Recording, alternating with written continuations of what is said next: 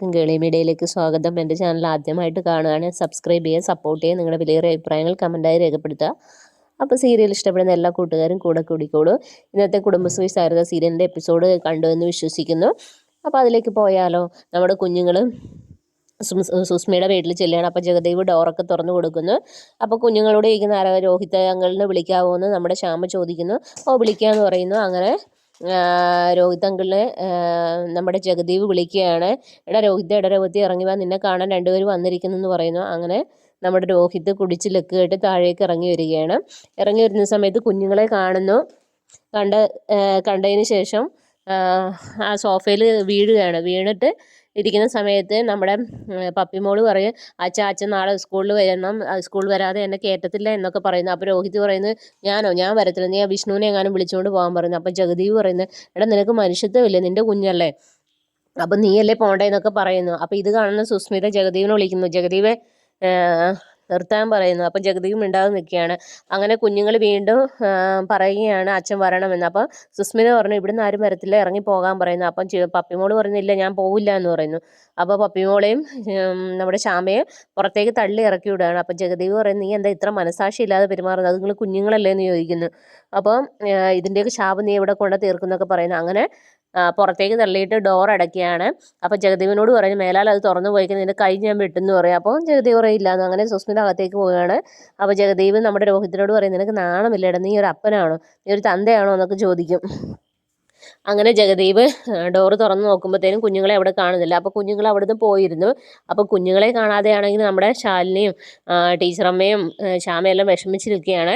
അപ്പോൾ ശാലിനി വിഷ്ണുവിനെ വിളിക്കുകയാണ്. അതേസമയം വിഷ്ണു ആണെങ്കിൽ ഈ നമ്മുടെ സത്യഭാമ പലഹാര പൊതികളുമായി നടക്കുന്നത് കണ്ട് വിഷമിച്ച് ഓടി വരികയായിരുന്നു. അങ്ങനെ രാഘവനാരുമായിട്ട് വാക്ക് തർക്കങ്ങളൊക്കെ ഉണ്ടാകുന്നത്, എന്താ വെച്ചാൽ ഇങ്ങനെയൊക്കെ, ഞാൻ കൊണ്ടുവരുന്ന പൈസ ഇവിടെ ആർക്കും വേണ്ടേ എന്നൊക്കെ ചോദിക്കുക. അപ്പോൾ രാഘവനാര് പറയും, അവളോട് ആര് പറഞ്ഞാലും കേൾക്കില്ല, എനിക്ക് എന്ത് ചെയ്യാൻ പറ്റും, എനിക്ക് സ്വന്തം കാലിൽ നിൽക്കാനുള്ള അവധിയില്ല, ഇനി വല്ല ലോട്ടറി കച്ചവടത്തിനും പോകണം എന്നുള്ള രീതിയിലൊക്കെ പറയുന്നു.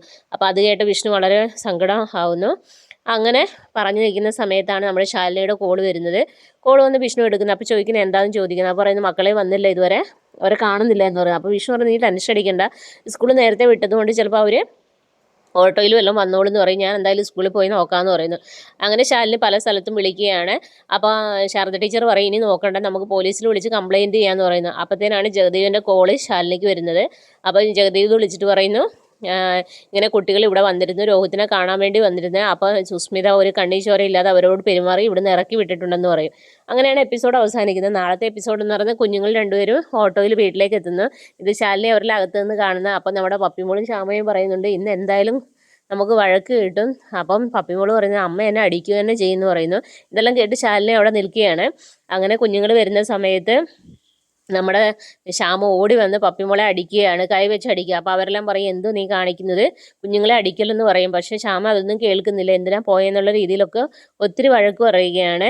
അതിനുശേഷമാണെങ്കിൽ നമ്മുടെ സത്യഭാമ ക്ഷീണിച്ച് അവശയായി ഇങ്ങനെ കയറി വരികയാണ്. കാരണം പലഹാരങ്ങൾ വിൽക്കാൻ പറ്റുന്നില്ല, വളരെ ദുഃഖിതയായി ക്ഷീണിച്ച് വലഞ്ഞ് കയറി വരികയാണ്. അപ്പോൾ ചായ കൊണ്ട് കൊടുക്കുന്നു. ചായ കൊടുക്കുമ്പോൾ രാഘവൻ പറയുന്നു, കുടിച്ച് നോക്കി എങ്ങനെയുണ്ടെന്ന് നോക്കാനൊക്കെ പറയുന്നു. അങ്ങനെ അതൊക്കെ പിന്നെ അതുപോലെ അതിൻ്റെ ഇടയിലൂടെ തന്നെ നമ്മുടെ വീടിൻ്റെ ലേലം വയ്ക്കാനുള്ള നീക്കങ്ങളൊക്കെ മറ്റുള്ള സുസ്മിതയെ അവരൊക്കെ നീക്കുകയാണ്. അപ്പോൾ ലേലത്തിൽ ഈ വീട് ആര് വാങ്ങും എന്നതാണ് ഇനി അടുത്ത എപ്പിസോഡുകളിലൊക്കെ വരുന്നത്. അപ്പോൾ നെക്സ്റ്റ് എപ്പിസോഡിനായി